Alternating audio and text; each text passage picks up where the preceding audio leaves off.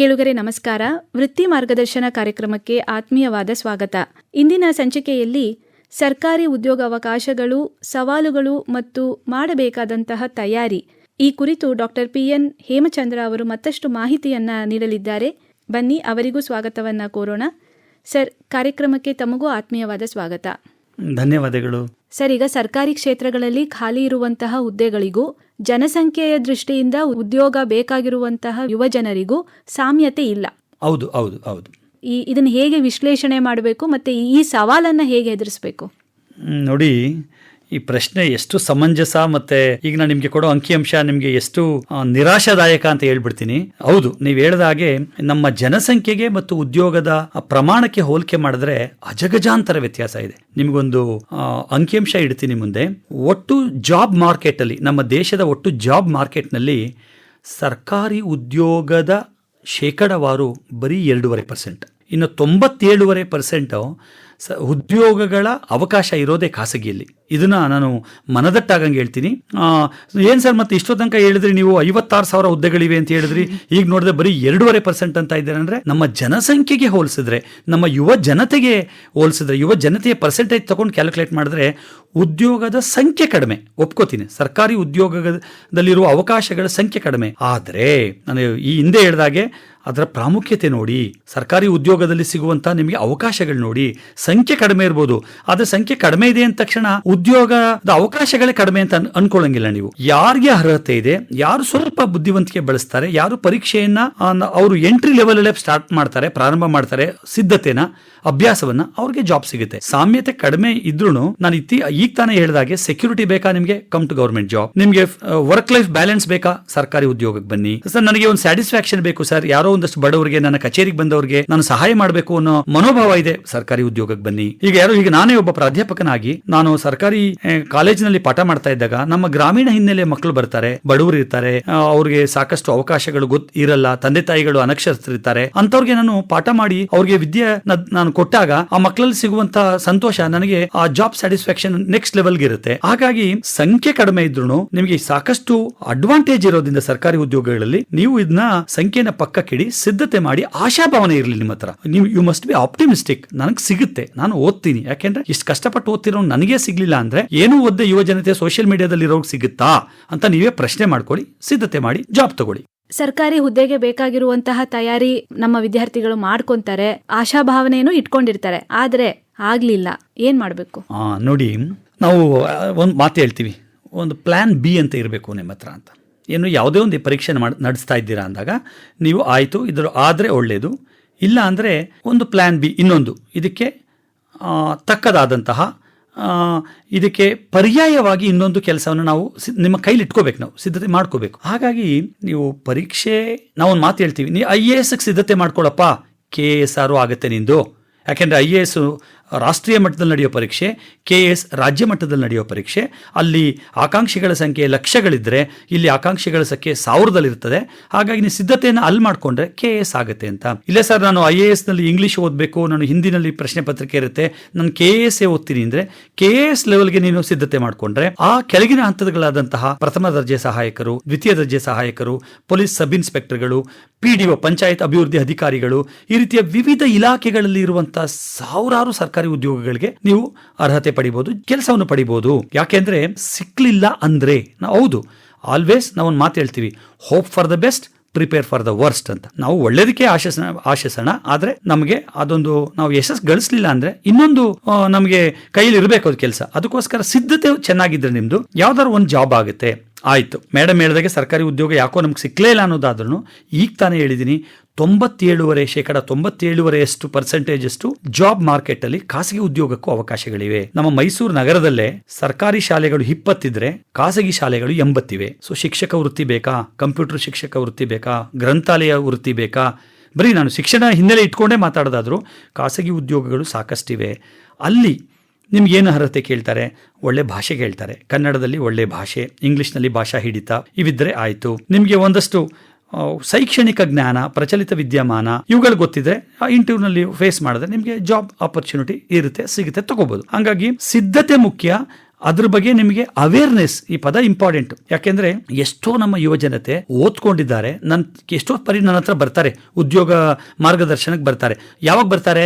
Engineering ಮುಗಿಸಿರ್ತಾರೆ, ಅವಾಗ ಬರ್ತಾರೆ. ಪದವಿ ಮುಗಿಸಿರ್ತಾರೆ, BA BCom BSc, ಅವಾಗ ಬರ್ತಾರೆ. ಅದೇ ಅವರು ನಮ್ಮನ್ನ ಮೊದಲ ವರ್ಷದಲ್ಲಿ ಭೇಟಿ ಮಾಡಿದ್ರೆ ನಾವಾಗ ಆಗ್ಲೇ ಹೇಳಿರ್ತೀನಿ, ನೋಡಪ್ಪ ನೀನು 5ನೇ ಸೆಮಿಸ್ಟರ್ ಬರೋದ್ರೊಳಗಡೆ ಇಷ್ಟೆಲ್ಲ ಸಿದ್ಧತೆ ಮಾಡ್ಕೊಂಡ್ರೆ ನಿನಗೆ ಡಿಗ್ರಿ ಪದವಿ ಮುಗಿದ ನೆಕ್ಸ್ಟ್ ಮಂತ್ ಅಲ್ಲೇ ನಿಮಗೆ ಜಾಬ್ ಸಿಗುವಂತ ಅವಕಾಶಗಳಿವೆ ಅಂತ. ಅದಕ್ಕೆ early bird catches the pray ಅಂತೀವಿ ನಾವು. ಇದನ್ನ ನೀವು ಮನಸ್ಸಲ್ಲಿ ಇಟ್ಕೋಬೇಕು. ನಿಮ್ಮ ಸಿದ್ಧತೆ ಎಷ್ಟು ಚಿಕ್ಕ ವಯಸ್ಸಲ್ಲಿ ಪ್ರಾರಂಭ ಆಗುತ್ತೆ, ಸರ್ಕಾರಿ ಉದ್ಯೋಗ ಸಿಗುವ ಅವಕಾಶಗಳು ಕೂಡ ಅಷ್ಟೇ ಹೆಚ್ಚಿರುತ್ತೆ. ನೀವು ಅದಕ್ಕೆ ಆ ದಿಕ್ಕಿನಲ್ಲಿ ನೀವು ಸಿದ್ಧತೆ ಮಾಡ್ಕೊಳ್ಳಿ. ಸರ್, ವಿದ್ಯಾರ್ಥಿಗಳು ಯಾವ ಹಂತದಲ್ಲಿ ಇದನ್ನ ತಯಾರಿ ಮಾಡ್ಕೋಬೇಕು? ನಾನು ಖಾಸಗಿ ಕ್ಷೇತ್ರಕ್ಕೆ ಹೋಗ್ತೀನಿ, ನಾನು ಸರ್ಕಾರಿ ಉದ್ಯೋಗಕ್ಕೆ ಹೋಗ್ತೀನಿ, ಇದಕ್ಕೆ ಬೇಕಾಗಿರುವಂತಹ ತಯಾರಿ ಇದೆಲ್ಲ ಯಾವಾಗ ವಿದ್ಯಾರ್ಥಿಗಳು ಶುರು ಮಾಡಬೇಕು, ಹೇಗೆ ಶುರು ಮಾಡಬೇಕು, ಇದರ ಮಾಹಿತಿ ಎಲ್ಲಿಂದ ಪಡಿಬೇಕು? ಈಗ ನೋಡಿ, ಒಂದೇ ಹೇಳ್ಬಿಡ್ತೀನಿ, ನೀವು ಯಾವುದೇ ಪರೀಕ್ಷೆ ತಗೋಬೇಕು, ಫಸ್ಟ್ ನಾನು ಸರ್ಕಾರಿ ಉದ್ಯೋಗಗಳಿಗೆ ಹೆಚ್ಚು ಮನಸ್ಸಿಟ್ಟು ಆಮೇಲೆ ಖಾಸಗಿಗೆ ಬರ್ತೀನಿ. ನೀವೊಂದು ಪರೀಕ್ಷೆ ತಗೋತಾ ಇದ್ದೀರಾ, ಅದು ಸೆಕೆಂಡ್ PUC, ದ್ವಿತೀಯ PUC ಆಧಾರದ ಮೇಲೆ, ವಿದ್ಯಾರ್ಹತೆಯ ಮೇಲೆ ಅಥವಾ ಪದವಿ ಆಧಾರದ ಮೇಲೆ ಅಂದರೆ ನೀವು ಇಲ್ಲಿ 6 ಅಂಶಗಳನ್ನ ಮನಸ್ಸಲ್ಲಿ ಇಟ್ಕೊಳ್ಳಿ. ಯುವ ಜನತೆ, ನೀವೇನಾದ್ರು ಈ ಕಾರ್ಯಕ್ರಮ ಕೇಳ್ತಾ ಇದ್ರೆ ನಿಮ್ಮ ಕೈಯಲ್ಲಿ ಒಂದು ಪುಸ್ತಕ, ಒಂದು ಪೆನ್ಸಿಲ್ ಅಥವಾ ಪೆನ್ ಇರಲಿ, ಇದನ್ನ ಬರ್ಕೊಳ್ಳಿ. ನಾನು ಹೇಳೋ ಒಂದೊಂದು ಪಾಯಿಂಟ್ ಅನ್ನ ಅದರ ಆಧಾರದ ಮೇಲೆ ನೀವು ಸಿದ್ಧತೆ ಮಾಡಬೇಕು. ಒಂದು, ನೀವು ಬರೀತಿರೋ ಪರೀಕ್ಷೆಯ ಸಿಲೆಬಸ್, ಪಠ್ಯಕ್ರಮವನ್ನು ಸಂಪೂರ್ಣವಾಗಿ ಅರ್ಥ ಮಾಡ್ಕೋಬೇಕು, A to Z ಅರ್ಥ ಮಾಡ್ಕೋಬೇಕು. ಅದು ನೀವೊಂದು ಕೆಲಸ ಮಾಡಿ, ನೀವು ಸಿದ್ಧತೆ ಮಾಡ್ಕೋತಿರೋ ನಿಮ್ಮ ಕೊಠಡಿಯಲ್ಲಿ ಒಂದು ಜೆರಾಕ್ಸ್ ಮಾಡಿ ಅದು ಒಂದು ಕಡೆ ಕಣ್ಣು ಕಾಣೋಂಗೆ ಅಂಟಿಸ್ಕೊಬಿಡಿ ಅದನ್ನು. ಸೊ ಪ್ರತಿನಿತ್ಯ ನೋಡ್ತಾ ಇದ್ದಾಗ ನಿಮಗೆ ಪಠ್ಯಕ್ರಮ ಕಣ್ಣು ಕಾಣ್ತಾ ಇರಬೇಕು. ನೀವು ಯಾವ ಪಠ್ಯಕ್ರಮವನ್ನು ಓದಿ ಮುಗಿಸಿದ್ರಿ ಅದನ್ನ ಒಂದು ಪೆನ್ಸಿಲ್ ನಲ್ಲಿ ಅದ್ರ ಮೇಲೆ ಒಂದು ಸಣ್ಣ ಗೆರೆ ಎಳಿಬೇಕು. ಇದು ಆಯ್ತು, ನೆಕ್ಸ್ಟ್ ನಾವು ಈ ಟಾಪಿಕ್ ತಗೋಬೇಕು. ಈ ರೀತಿ ಸಿದ್ಧತೆ ಮಾಡಿ. ಅಂದ್ರೆ ಮೊದಲು ನಿಮ್ಮ ಸಿಲೆಬಸ್, ಪಠ್ಯಕ್ರಮವನ್ನು ಚೆನ್ನಾಗಿ ಅರೆದು ಕುಡಿಬೇಕು. ಎರಡನೇದು, ನಿಮಗೆ ಕಷ್ಟವಾದ ವಿಷಯಗಳು ಮತ್ತೆ ಸರಳವಾದ ವಿಷಯಗಳು, ಇವೆರಡನ್ನ ನೀವು ಎರಡನ್ನೂ ವಿಭಾಗ ಮಾಡ್ಕೋಬೇಕು. ನನ್ನ ಕಷ್ಟವಾದ ವಿಷಯಗಳಿವು, ಇದಕ್ಕೆ ಹೆಚ್ಚು ಸಮಯ ಕೊಡಬೇಕು. ಇದು ನನಗೆ ಆಲ್ರೆಡಿ ಗೊತ್ತಿರೋ ವಿಷಯಗಳು, ಇದಕ್ಕೆ ಕಡಿಮೆ ಸಮಯ ಕೊಟ್ಟರು ನಾನು ಸಿದ್ಧತೆ ಮಾಡಬಹುದು ಅನ್ನೋದನ್ನ ಮನಸ್ಸಲ್ಲಿ ಇಟ್ಕೋಬೇಕು. ನೆಕ್ಸ್ಟ್ ಮೂರನೇದು ಏನ್ ಮಾಡ್ಬೇಕು ನೀವು ಅಂತ ಹೇಳಿದ್ರೆ, ಕಳೆದ ವರ್ಷ, ಹಿಂದಿನ ವರ್ಷಗಳಲ್ಲಿ ನಡೆದ ಸ್ಪರ್ಧಾತ್ಮಕ ಪರೀಕ್ಷೆಗಳ ಪ್ರಶ್ನೆ ಪತ್ರಿಕೆಯನ್ನು ನೀವು ಕಲೆ ಹಾಕಬೇಕು. ಇದು ನಾವು PYQ ಅಂತೀವಿ, ಪ್ರೀವಿಯಸ್ ಇಯರ್ ಕ್ವೆಶನ್ಸ್ ಅಂತೀವಿ. ಇದು ಕ್ವೆಶನ್ ಬ್ಯಾಂಕ್ ಸಿಗುತ್ತೆ. ನೀವು ಯಾವುದೇ ನವಕರ್ನಾಟಕ ಪುಸ್ತಕ ಅಥವಾ ಸಪನಾ ಬುಕ್ ಹೌಸ್ ಅಥವಾ ಯಾವುದೇ ನೀವು ಪುಸ್ತಕ ಭಂಡಾರಗಳಿಗೆ ಹೋಗಿ ನೀವು ಕೇಳಿದ್ರೆ, ಸರ್ ಕಳೆದ ವರ್ಷದ ಪ್ರಶ್ನೆ ಪತ್ರಿಕೆಗಳು ಸಿಗುತ್ತಾ, ನಾನು ಪೊಲೀಸ್ ಕಾನ್ಸ್ಟೇಬಲ್ ಎಕ್ಸಾಮ್ ಬರಿತಾ ಇದ್ದೀನಿ, ನಾನು FDA ಬರಿತಾ ಇದ್ದೀನಿ, ನಾನು KS ಬರಿತಾ ಇದ್ದೀನಿ ಅಂದ್ರೆ ಕಳೆದ ವರ್ಷದ ಪ್ರಶ್ನೆ ಪತ್ರಿಕೆಗಳನ್ನ ನಿಮ್ಗೆ ಕೊಡ್ತಾರೆ. ಅದನ್ನ ಇಟ್ಕೊಂಡು ನೀವು ಸಿದ್ಧತೆ ಮಾಡಿದ್ರೆ ನಿಮ್ಗೆ ಇನ್ನು ಸ್ವಲ್ಪ ಸರಳ ಆಗುತ್ತೆ. ನೆಕ್ಸ್ಟ್ ಇನ್ನೊಂದೇನು, ಈ ಅಣಕು ಪರೀಕ್ಷೆ ಅಂತ ಹೇಳ್ತೀವಿ ನಾವು, ಮಾಕ್ ಟೆಸ್ಟ್ ಅಂತ ಕರಿತೀವಿ. ಇತ್ತೀಚೆಗಂತೂ ಎಲ್ಲಾ ಕೇಂದ್ರಗಳಲ್ಲೂ ಸಿಗುತ್ತೆ. ನಿಮಗೆ ನೀವು ವೆಬ್ಸೈಟ್ಗೆ ಹೋಗಿ ನೀವು ನೋಡಿದ್ರೆ ಈ ಒಂದು ಪರೀಕ್ಷೆಗೆ ಅಣಕು ಪರೀಕ್ಷೆ ಎಲ್ಲಿ ಸಿಗುತ್ತೆ ಅಂತ ಕರ್ನಾಟಕದಲ್ಲೂ ಸಿಗುತ್ತೆ, ದೇಶದ ವಿವಿಧ ಭಾಗಗಳಲ್ಲೂ ಸಿಗುತ್ತೆ. ಈ ಅಣಕು ಪರೀಕ್ಷೆಗಳನ್ನು ನೀವು ಎದುರಿಸಬೇಕು. ಪರೀಕ್ಷೆ ನಡೆಯುವ ಒಂದು ತಿಂಗಳ ಮೊದಲೇ 4-5 ಅಣಕು ಪರೀಕ್ಷೆಗಳನ್ನ ನೀವು ಎದುರಿಸಿದ್ದೇ ಆದ್ರೆ ನೀವು ಪರೀಕ್ಷೆಯನ್ನ ಎದುರಿಸುವ ಧೈರ್ಯ ನಿಮ್ಗೆ ಹೆಚ್ಚಾಗುತ್ತೆ. ನೀವು ಮಾಡುವ ತಪ್ಪುಗಳು, ಪರೀಕ್ಷಾ ದಿನದಲ್ಲಿ ಮಾಡುವ ತಪ್ಪುಗಳು ಕಡಿಮೆ ಆಗ್ತವೆ. ಯಾಕೆಂದ್ರೆ ಮಾಡುವ ತಪ್ಪುಗಳೆಲ್ಲ ನೀವು ಅಣಕು ಪರೀಕ್ಷೆಯಲ್ಲೇ ಮಾಡ್ಬಿಡ್ತೀರಾ. ನಿಮ್ಗೆ ಗೊತ್ತಾಗುತ್ತೆ ನಾನು ಎಲ್ಲಿ ತಪ್ಪು ಮಾಡ್ತಾ ಇದ್ದೀನಿ, ನಾನು ಎಲ್ಲಿ ನನ್ನ ಹೆಚ್ಚು ಅಂಕಗಳು ಎಲ್ಲಿ ಬರ್ತಾ ಇದೆ, ಹೆಚ್ಚು ಅಂಕಗಳು ಎಲ್ಲಿ ಹೋಗ್ತಾ ಇದೆ ಅನ್ನೋದು ಗೊತ್ತಾಗ್ಬಿಡುತ್ತೆ. ಸೈನ್ಸ್ ಅಂಡ್ ಟೆಕ್ನಾಲಜಿ ಹೋಗ್ತಾ ಇದೆಯಾ ಅಂದ್ರೆ ಅದಕ್ಕೆ ಹೆಚ್ಚು ಒತ್ತು ಕೊಡಬೇಕು. ಎಕನಾಮಿಕ್ಸ್ ಅಲ್ಲಿ ನಿಮಗೆ ಕಡಿಮೆ ಸ್ಕೋರ್ ಆಗ್ತಾ ಇದೆಯಾ, ಅಲ್ಲಿ ಹೆಚ್ಚು ಒತ್ತು ಕೊಡಬೇಕು. ಭಾರತದ ಭೂಗೋಳಶಾಸ್ತ್ರ ನಂದು ಚೆನ್ನಾಗಿ ಸ್ಕೋರ್ ಆಯಿತು, ಆದರೆ ಪ್ರಪಂಚದ ಭೂಗೋಳಶಾಸ್ತ್ರದಲ್ಲಿ ಕೆಲವು ಪ್ರಶ್ನೆಗಳು ತಪ್ಪಾಯ್ತು ಅಂದ್ರೆ ಅದಕ್ಕೆ ನೀವು ಹೆಚ್ಚು ಒತ್ತು ಕೊಟ್ಟು ಸಿದ್ಧತೆ ಮಾಡ್ಕೋತೀರಾ. ಅಣುಕು ಪರೀಕ್ಷೆ ನಿಮ್ಮ ಪರೀಕ್ಷಾ ಸಿದ್ಧತೆಯಲ್ಲಿ ಒಂದು ಪ್ರಮುಖ ಘಟ್ಟ, ಅದನ್ನ ಮಾಡಿ. ನೆಕ್ಸ್ಟ್ ಕೊನೆಯ ಹಂತದಲ್ಲಿ ನೀವು, ನಾನು ಹೇಳಿದ್ನಲ್ಲ, ನಿಮ್ಮ ಸ್ಟ್ರೆಂತ್ ಮತ್ತೆ ವೀಕ್ನೆಸ್, ನಿಮ್ಮ ದೌರ್ಬಲ್ಯ ಮತ್ತೆ ನಿಮ್ಮ ಶಕ್ತಿ, ನಿಮ್ಮ ದೌರ್ಬಲ್ಯದ ಟಾಪಿಕ್ ಗಳನ್ನ ಕೊನೆಯಲ್ಲಿ ಹೆಚ್ಚು ಒತ್ತು ಕೊಟ್ಟು ತಗೊಳ್ತಾ ಹೋದಾಗ ನಿಮಗೆ ಒಂದು ಕಾನ್ಫಿಡೆನ್ಸ್ ಬರುತ್ತೆ.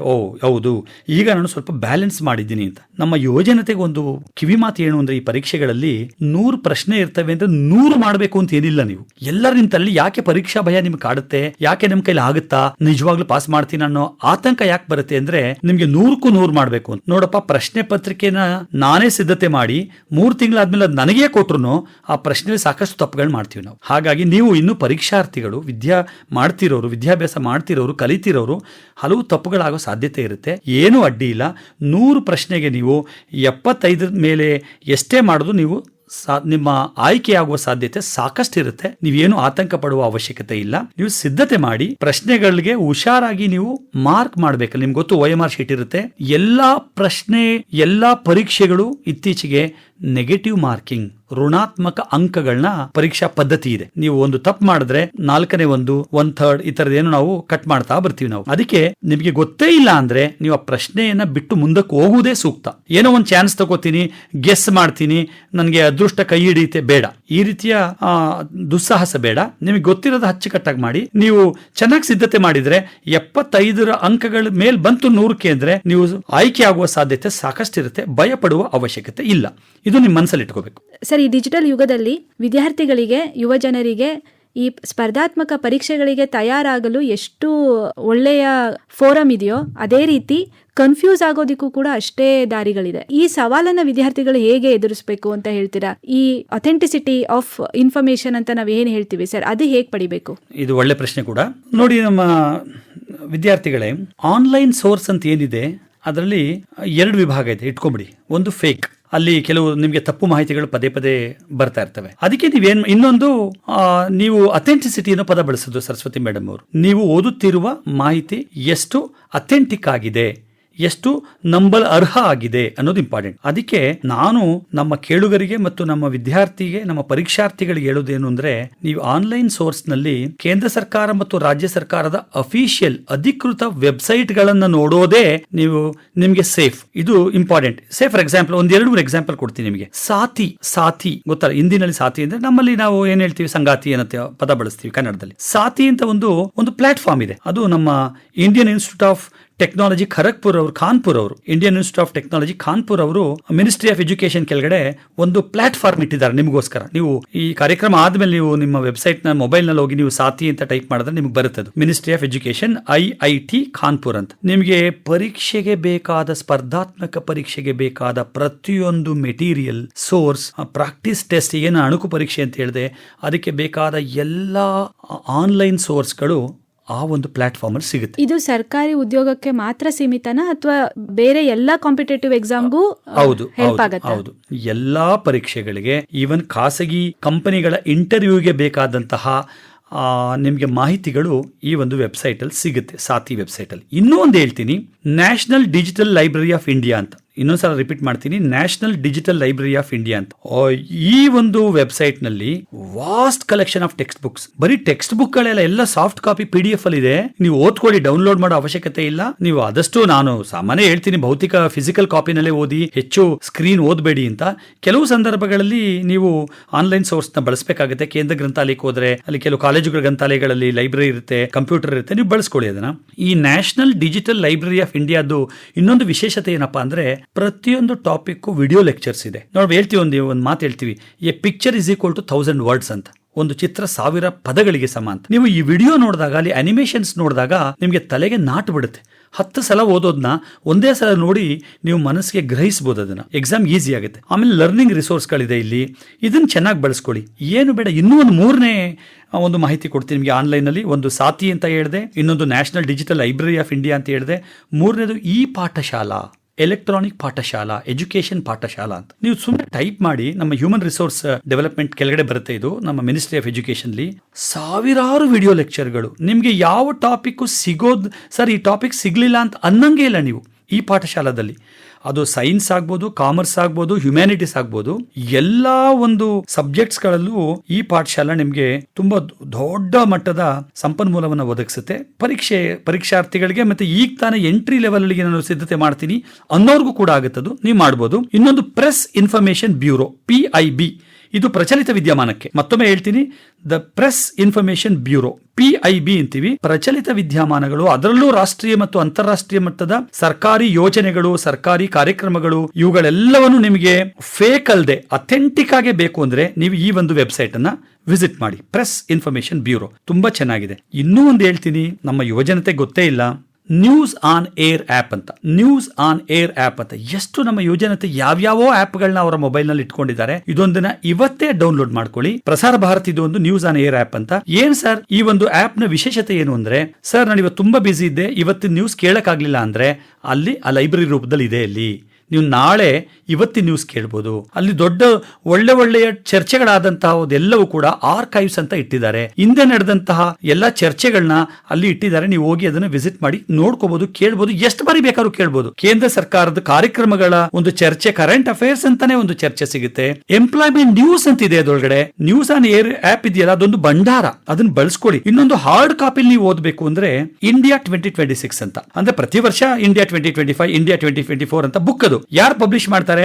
Publication divisions, ministry of information broadcasting, government of India, ಇವು ಪ್ರೊಡ್ಯೂಸ್ ಮಾಡ್ತಾರೆ. ಎಲ್ಲಾ ಬುಕ್ ಶಾಪ್ ಗಳಲ್ಲೂ ಸಿಗುತ್ತದೆ. ಪ್ರತಿ ವರ್ಷ ಕೇಂದ್ರ ಸರ್ಕಾರ ಆಯಾ ವರ್ಷದಲ್ಲಿ ನಡೆದಂತ ಎಲ್ಲಾ ಅಪ್ಡೇಟ್ ಮಾಡ್ಕೊಡುತ್ತೆ. ಅದು ರಸ್ತೆ ಆಗ್ಬೋದು, ರೈಲು ಆಗ್ಬೋದು, ಆರೋಗ್ಯ ಆಗ್ಬೋದು, ರಕ್ಷಣಾ ಆಗ್ಬೋದು, ಪ್ರತಿಯೊಂದು ಇಲಾಖೆಯಲ್ಲಿ ನಡೆದಂತಹ ಎಲ್ಲಾ ಬೆಳವಣಿಗೆಗಳು, ಎಲ್ಲಾ ಯೋಜನೆಗಳು ಅಂಕಿ ಅಂಶದ ಮೂಲಕ ಈ ಬುಕ್ ಅಲ್ಲಿ ಪಬ್ಲಿಷ್ ಮಾಡುತ್ತೆ. ಆ ಬುಕ್ಕಿನ ಹೆಸರೇ ಇಂಡಿಯಾ 2026. ಈ ವರ್ಷ ಆದ್ರೆ, ಹಿಂದಿನ ವರ್ಷ ಆದ್ರೆ ಇಂಡಿಯಾ 2025. ಸರ್, ಎಲ್ಲ ಕೇಂದ್ರ ಸರ್ಕಾರದೇ ಹೇಳ್ತಾ ಇದ್ದೀರಲ್ಲ, ನಮ್ಮ ಕರ್ನಾಟಕ ಸರ್ಕಾರದೇನು? ಅಲ್ಲೂ ಒಂದಿದೆ ಕರ್ನಾಟಕ ಅಂತಾನೆ ಅದ ಹೆಸರು, ಮ್ಯಾಗಝಿನ್ ಹೆಸರೇ ಕರ್ನಾಟಕ. ನೀವು ಟೈಪ್ ಮಾಡಿ ಏನಂತ, ಕರ್ನಾಟಕ ಮ್ಯಾಗಝಿನ್. ಅಲ್ಲಿ department of information and public relation ಅಂದ್ರೆ ವಾರ್ತಾ ಮತ್ತು ಸಾರ್ವಜನಿಕ ಸಂಪರ್ಕ ಇಲಾಖೆ, ಕರ್ನಾಟಕ ಸರ್ಕಾರ, ಇವ್ರು ಪಬ್ಲಿಷ್ ಮಾಡ್ತಾರೆ. ಪ್ರತಿ ತಿಂಗಳು ಪಬ್ಲಿಷ್ ಮಾಡ್ತಾರೆ. ಆ ಮ್ಯಾಗಝಿನ್ ಹೆಸರು ಮತ್ತೊಮ್ಮೆ ಹೇಳ್ತಾ ಇದ್ದೀನಿ, ಕರ್ನಾಟಕ. ಇಷ್ಟೇ. ನೀವು ಯಾವ ಸಬ್ಸ್ಕ್ರಿಪ್ಷನ್ ಮಾಡಬೇಕಾಗಿಲ್ಲ, ಯಾವ ಹಣವನ್ನು ಕೊಡಬೇಕಾಗಿಲ್ಲ. ಓಪನ್ ಸೋರ್ಸ್, ಎಲ್ರಿಗೂ ಮುಕ್ತವಾಗಿ ಸಿಗುತ್ತದು. ನೀವು ಟೈಪ್ ಮಾಡಿ ಕರ್ನಾಟಕ ಮ್ಯಾಗಝಿನ್ ಅಂತ, ಅಲ್ಲಿ ಒಳಗಡೆ ಹೋಗಿ ವಾರ್ತಾ ಮತ್ತು ಸಾರ್ವಜನಿಕ ಸಂಪರ್ಕ ಇಲಾಖೆಯಿಂದ ಎಲ್ಲ PDF ಫಾರ್ಮ್ಯಾಟ್ ಅಲ್ಲಿ ಇದೆ. ಪುಟ ಪೇಜೇ ಓಪನ್ ಆಗುತ್ತೆ. ಓದಿ. ಕರ್ನಾಟಕದ ಎಲ್ಲಾ ಯೋಜನೆಗಳು, ಕರ್ನಾಟಕದ ಎಲ್ಲಾ ಸರ್ಕಾರಿ ನೀತಿಗಳು, ಕರ್ನಾಟಕ ಬಜೆಟ್ ಅಲ್ಲಿ ಯಾವ ವಿಭಾಗಕ್ಕೆ ಎಷ್ಟೆಷ್ಟು ಹಣವನ್ನು ಖರ್ಚು ಮಾಡಿದೆ, ಹಣ ರೂಪಾಯಿ ಎಲ್ಲಿಂದ ಬರುತ್ತೆ, ಎಲ್ಲಿಗೆ ಹೋಗುತ್ತೆ, ಪ್ರತಿಯೊಂದು ಮಾಹಿತಿಯು ನಮ್ಮ ವಿದ್ಯಾರ್ಥಿಗಳಿಗೆ ಅಂಗೈಯಲ್ಲಿ ಸಿಗುತ್ತೆ. ಬಳಸ್ಕೊಳ್ಳಿ, ಸಿದ್ಧತೆ ಮಾಡಿ. ತುಂಬಾ ಸಂತೋಷ ಸರ್, ಬಹಳಷ್ಟು ಮಾಹಿತಿಯನ್ನ ನೀಡಿದ್ರಿ. ಮತ್ತೊಂದು ಬಹಳ ಮುಖ್ಯವಾದ ಪ್ರಶ್ನೆ ಏನು ಅಂತ ಹೇಳಿದ್ರೆ, ಈ ಸ್ಪರ್ಧಾತ್ಮಕ ಪರೀಕ್ಷೆಗಳಿಗೆ ಕೋಚಿಂಗ್ ಸೆಂಟರ್ಗಳಿಗೆ ಹೋಗ್ಬೇಕಾ? ಒಳ್ಳೆ ಪ್ರಶ್ನೆ ಇದು. ಬಹಳ ದುಬಾರಿ ಇದೆ, ಮಕ್ಕಳು ಹೋಗ್ಲೇಬೇಕಾ? ಇಲ್ಲಿ ದುಬಾರಿ ಅನ್ನೋದಕ್ಕೆ ನಾನು ಉತ್ತರ ಕೊಡ್ತೀನಿ. ನಮ್ಮ ಯುವಜನತೆ ಎಷ್ಟು ಮಾಹಿತಿ ಕೊರತೆಯಿಂದ ಬಳಲ್ತಾ ಇದ್ದಾರೆ ಅನ್ನೋಕ್ಕೆ ನಮ್ಮ ಕರ್ನಾಟಕ ಸರ್ಕಾರ ಶ್ಲಾಘನೀಯ ಕೆಲಸ ಮಾಡ್ತಾ ಇದೆ.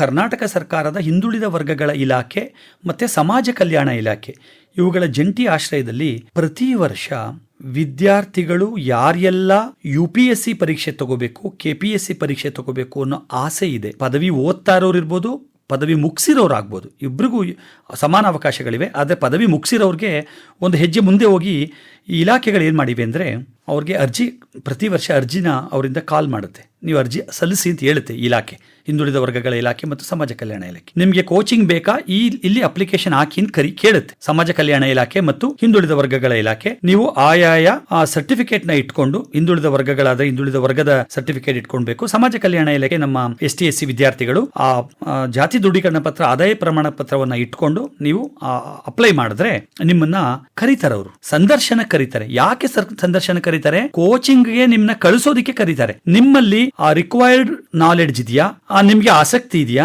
ನಿಮ್ಗೆ ಈ ಕೋಚಿಂಗ್ ನ ಕೊಡ್ಸಿದ್ರೆ ಇವರು ಪಡೀತಾರ, ಅತ್ತಲ್ಲಿ ಏನು ಕಂಡೀಷನ್ ಇದೆ, ಇವೆಲ್ಲವನ್ನು ಹಾಕಿ ನೀವು ಆಯ್ಕೆ ಆದ್ರೆ ಉಚಿತವಾಗಿ 6 ತಿಂಗಳ, 12 ತಿಂಗಳ, 18 ತಿಂಗಳ ಉಚಿತ ವಸತಿ ಸಹಿತ ನಿಮಗೆ ಉಚಿತವಾಗಿ ಬೆಂಗಳೂರಿನಲ್ಲಿ ಅಥವಾ ಡೆಲ್ಲಿಯಲ್ಲಿ, ಜ್ಞಾಪಕ ಇಟ್ಕೊಳ್ಳಿ, ನವದೆಹಲಿಯಲ್ಲಿ ಅಥವಾ ಬೆಂಗಳೂರಿನಲ್ಲಿ ಕೋಚಿಂಗ್ ಕಳಿಸ್ಕೊಡ್ತಾರೆ.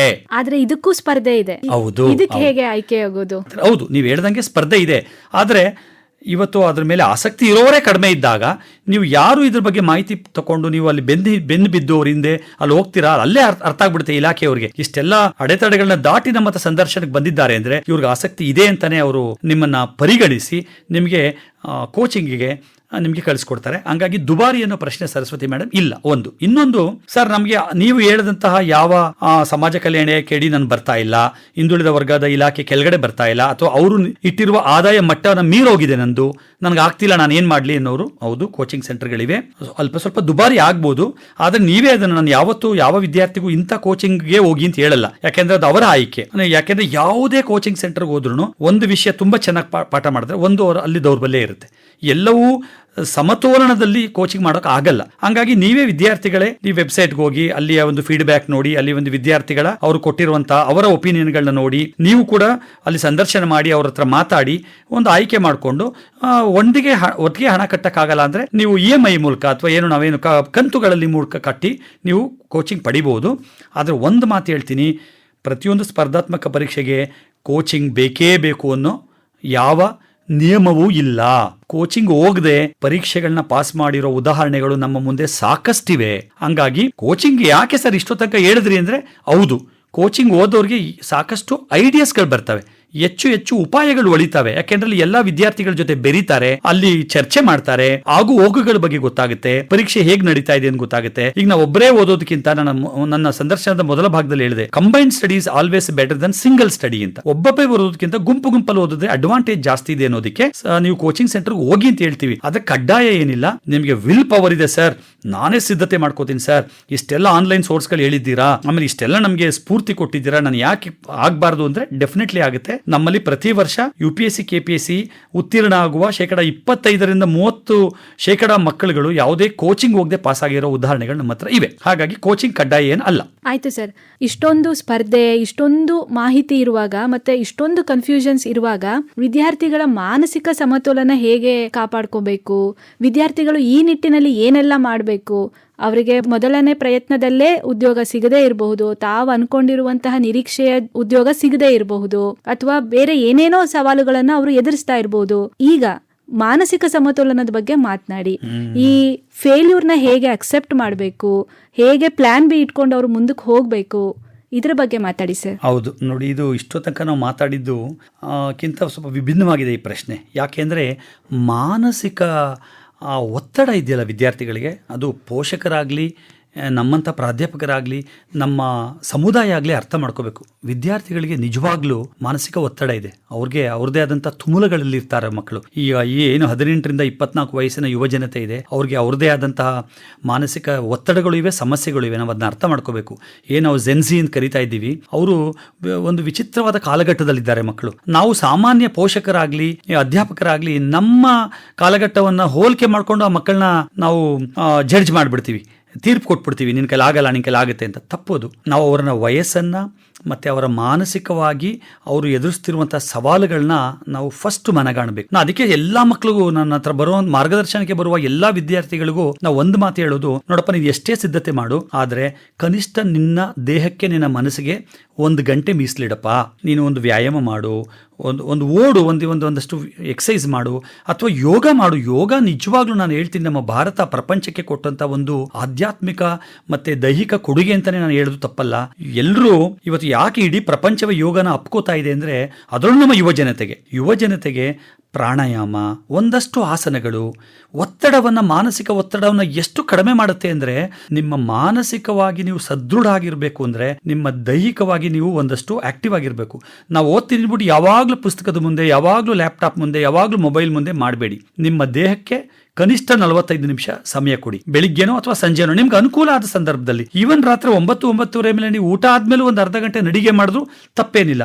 ನಿಮ್ಮ ದೇಹ ಕೇಳುತ್ತೆ, ಅದನ್ನ ಸ್ವಲ್ಪ ರಿಲ್ಯಾಕ್ಸ್ ಮಾಡ್ಬೇಕು. ನೀವು ಆಚೆ ನೋಡ್ಬೇಕು, ನೀನು ಒಂದಷ್ಟು ಗಿಡ ಮರಗಳನ್ನ ನೋಡಿ, ಆಕಾಶ ನೋಡಿ, ಸುತ್ತಾಡ್ಕೊ ಬಂದ್ರೆ ನೀವು ಓದುವ ಆಸಕ್ತಿ ಜಾಸ್ತಿ ಆಗುತ್ತೆ. ಪ್ರಾಣಾಯಾಮ ಅಂತೂ ಮದ್ದು. ವಿದ್ಯಾರ್ಥಿಗಳಿಗೆ, ಇವತ್ತಿನ ಯುವ ಜನತೆಗೆ ಮದ್ದು. ದೀರ್ಘವಾದ ಶ್ವಾಸ ತಗೊಂಡು ಉಸಿರನ್ನ ಹಿಡಿದು ಒಂದಷ್ಟು ಬಿಟ್ಟು ಮಾಡ್ತಾ ಪ್ರಾಣಾಯಾಮ ಮಾಡ್ತಾ ಇದ್ರೆ ಎಷ್ಟು ಒತ್ತಡ ಕಡಿಮೆ ಆಗುತ್ತೆ ಅಂತೀರಾ? ಮಕ್ಕಳನ್ನ ಹತ್ರ ಬಂದು ಹೇಳಿರೋದ್ರಿಂದ ಇದನ್ನ ನಮ್ಮ ಯುವ ಜನತೆಗೆ ನಾನು ರಿಪೀಟೆಡ್ಲಿ ಆಗಿ ಒತ್ತಾಯದಲ್ಲಿ ಹೇಳ್ತಾ ಇದ್ದೀನಿ, ನೀವು ಇದನ್ನ ಮಾಡಿ. ನನ್ನ ನೆಚ್ಚಿನ ಪೋಷಕರೇ ಇದನ್ನ ದಯವಿಟ್ಟು ಅರ್ಥ ಮಾಡ್ಕೊಳ್ಳಿ. ದಯವಿಟ್ಟು ವಿದ್ಯಾರ್ಥಿಗಳನ್ನ ಕಂಪೇರ್ ಮಾಡಬೇಡಿ, ಹೋಲಿಕೆ ಮಾಡಬೇಡಿ.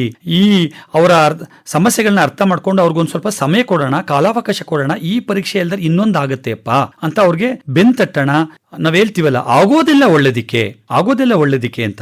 ಸರ್, ಕಾರ್ಯಕ್ರಮದ ಕೊನೆಯ ಹಂತಕ್ಕೆ ಬಂದಿದ್ದೇವೆ. ಕೊನೆಯದಾಗಿ ವಿದ್ಯಾರ್ಥಿಗಳಿಗೆ ಮತ್ತು ಯುವ ಜನತೆಗೆ, ಅದು ಖಾಸಗಿ ಉದ್ಯೋಗ ಪಡೀಲಿಕ್ಕಾಗಿರ್ಬೋದು ಅಥವಾ ಸರ್ಕಾರಿ ಉದ್ಯೋಗ ಪಡೆಯುವುದಕ್ಕಾಗಿರ್ಬೋದು, ಬಹಳ ಮುಖ್ಯವಾದ 3 ಸಲಹೆಯನ್ನ ಕೊಡಿ ಸರ್, ಅವರು ಯಶಸ್ವಿ ಆಗ್ಲಿಕ್ಕೆ.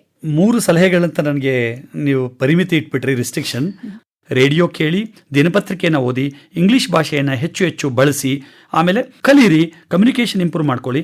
ಇದ್ರ ಮೂಲಕ ನೀವು ಉದ್ಯೋಗನ ಪಡಿಬೋದು, ಸರ್ಕಾರಿ ಉದ್ಯೋಗಗಳನ್ನೇ ಪಡಿಬೋದು. ಆಗ್ಲಿಲ್ಲ ಅಂದ್ರೆ ಖಾಸಗಿ ಉದ್ಯೋಗ ಅಂತೂ ನಿಮ್ಗೆ ಯಾವಾಗಲೂ ತೆಗೆದೇ ಇರುತ್ತೆ, ಅದರ ಪ್ರತಿಶತ ಜಾಸ್ತಿ ಇದೆ. ಇದನ್ನ ಬಳಸೋದ್ರ ಮೂಲಕ ನೀವು ಕೂಡ ಒಂದು ಉದ್ಯೋಗ ಪಡೆದು ಸಮಾಜದಲ್ಲಿ ಒಂದು ಘನತೆ ಇರುವಂತ ವ್ಯಕ್ತಿಗಳಾಗಿ ಬಾಳಿ, ಚೆನ್ನಾಗಿ ನಾವು ಬೇರೆ ನಿಮ್ಮ ಯುವ ಜನತೆಗೆ ಅಥವಾ ನಿಮ್ಮ ಏನ್ ಜೂನಿಯರ್ಸ್ ಇದ್ದಾರೆ ಅವ್ರಿಗೆ ಒಂದು ಮಾದರಿಯಾಗಿ ನಿಮ್ಮೆಲ್ರಿಗೂ ಒಳ್ಳೇದಾಗ್ಲಿ ಅಂತ ಈ ಒಂದು ಕಾರ್ಯಕ್ರಮದ ಮೂಲಕ ಆಶಿಸ್ತೀನಿ. ತುಂಬಾ ಸಂತೋಷ ಸರ್. ಸರ್ಕಾರಿ ಉದ್ಯೋಗಾವಕಾಶಗಳು, ಸವಾಲುಗಳು ಮತ್ತು ಅದಕ್ಕೆ ಬೇಕಾಗಿರುವಂತಹ ತಯಾರಿ, ಇದರ ಬಗ್ಗೆ ಬಹಳ ಚೆನ್ನಾಗಿ ಉಪಯುಕ್ತವಾದ ಮಾಹಿತಿಯನ್ನೇ ನೀಡಿದಿರಾ. ನಿಲಯದ ಪರವಾಗಿ ಮತ್ತು ನಮ್ಮ ಎಲ್ಲ ವಿದ್ಯಾರ್ಥಿ, ಯುವ ಜನತೆ ಮತ್ತು ನಮ್ಮ ಶ್ರೋತೃಗಳ ಪರವಾಗಿ ತಮಗೆ ಹೃತ್ಪೂರ್ವಕ ಧನ್ಯವಾದಗಳು ಸರ್. ವಂದನೆಗಳು ಮೇಡಮ್. ನಮ್ಮ ಕೇಳುಗರಿಗೆ, ಮೈಸೂರು ಆಕಾಶವಾಣಿ ಕೇಳುಗರಿಗೆ ಮತ್ತು ಮೈಸೂರು ಆಕಾಶವಾಣಿಗೆ ನನ್ನ ವೈಯಕ್ತಿಕವಾಗಿ ವಂದನೆಗಳನ್ನ ಅರ್ಪಿಸ್ತೀನಿ. ನಮಸ್ಕಾರ. ಕೇಳುಗರೆ, ಮೈಸೂರು ಆಕಾಶವಾಣಿ ಯೂಟ್ಯೂಬ್ ಚಾನೆಲ್ನಲ್ಲೂ ಈ ಕಾರ್ಯಕ್ರಮದ ಪ್ರತಿಯನ್ನ ಅಪ್ಲೋಡ್ ಮಾಡಲಾಗಿದೆ. ಕೇಳುಗರು ಇದರ ಪ್ರಯೋಜನವನ್ನ ಪಡ್ಕೋಬೇಕು ಅಂತ ಹೇಳ್ತಾ ಕಾರ್ಯಕ್ರಮವನ್ನ ಮುಗಿಸ್ತಾ ಇದ್ದೇವೆ. ನಮಸ್ಕಾರ.